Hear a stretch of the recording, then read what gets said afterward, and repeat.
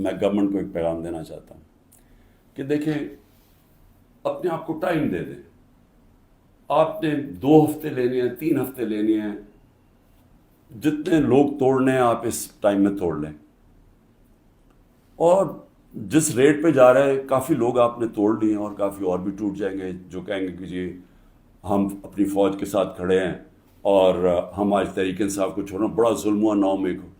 وہ تو ہم سارے کہہ رہے ہیں کہ 9 مئی کو جو بھی توڑ پھوڑ ہوئی ہم سب اس کی مذمت کر رہے ہیں, ہم بھی سارے اپنی فوج کے ساتھ کھڑے ہیں, وہ تو ہم سب بھی کہہ رہے ہیں, لیکن تحریک انصاف کو ہم چھوڑ رہے ہیں.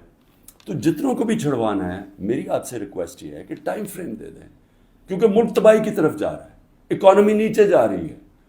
اس وقت پاکستان رہنے کے قابل نہیں ہے عام لوگوں کے لیے, تنخواہ دار طبقے کے لیے.